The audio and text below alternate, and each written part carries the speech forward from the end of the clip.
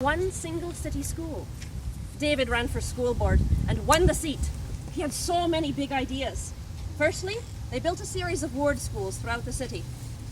But the city was growing too fast for that, and they built one in every neighborhood. One just down the road. They called it the Ransom Street School.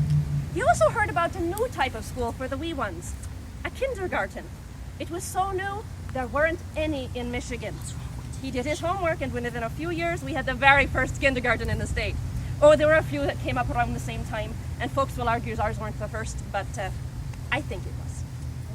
Now, Muskegon didn't even have a library in those days, but the teachers still had to plan their lessons. So David invited them to our library to do their work until one could be built. But where to put one, and how to fund it? Well, I'll digress a little here. At that time, Muskegon, being a lumber town, was a bit rough on the edges. At one point, a famous speaker came through to talk about how bad it was that so many people were spending all of their times in the pubs. He said there had to be 60 saloons, one on every corner in the city of Muskegon. Now, we didn't know if that was true or not. So we were interested in the welfare of the town, and we set out to get to the bottom of the matter. A priest amongst us counted. There were 84. Men were spending a whole season's worth of wages, just a moment dear, right there in the saloons. In just a few days. It was a damn shame. So a group of us decided they might find better things to do with their time than go to those taverns. We founded the city's first legitimate opera house, the Temperance Opera House. We were so proud of that building, but it was a bit much. With its huge rose windows, it looked a bit like an overdone church.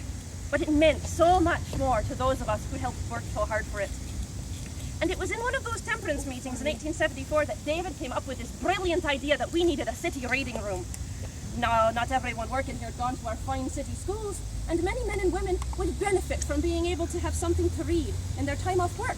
Why, they could even read to their children to help them in their schools. It was a fine idea, and 14 years later, after Mr. Hackley had secured his fortune in lumber, he offered his gift to the school board. David was secretary of that board at the time. He handled the accounts of the district, ordered books and slates. How could he refuse such a generous offer? The board happily accepted. You still use that same library today. I hear they're taking good care of it and even improving the entrance so even more people can enjoy it. It makes my heart glad. It would make David's too. Now, he didn't only serve on the school board, he recorded property as the county clerk and register of deeds. It may seem a boring task, but it's very important at a time when Mr. Sanford, Mr. Peck, Mr. Rogers, Mr. Wood, Mrs. Langley, and so many others were dividing up the land for housing. He kept good and accurate records. And if you're ever very curious, you can look at his handwriting still in those same large library books. Even today, they're still using them to look up the history of property in the city.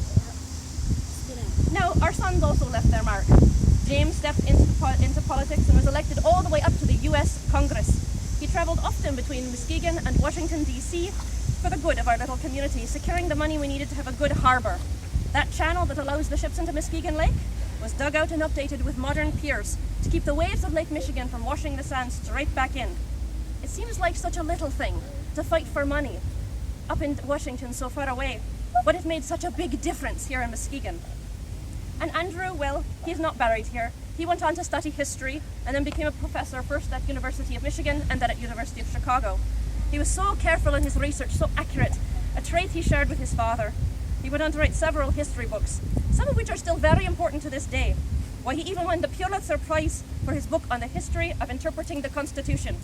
It may not seem like an exciting subject for some, but it certainly lit a fire under Andrew. Well, I've kept you long enough. I'm very proud of our history, my family, this neighborhood which bears our name. Oh, it's had its ups and downs. The way I talk. So, yeah, thank you. I'll wait till everybody gets here. You can be comfortable for a minute if you like. What happened to TA? She having a How's your moment. day going? So Desiree, I'm you sure you don't want me to take impersonating off? Margaret Hume. She was born, when she was born, her name was Margaret Banks. And she married Mr. Hume. And I wanted to know if any of you were familiar with my house. I have 4 pictures you can pass around. And that one is Mr. Hume. Which one is that? Those probably all Mr. Hackley's house is on the left.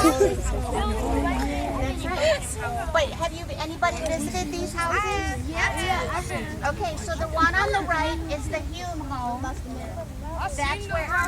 fire barn. And the carriage. You okay?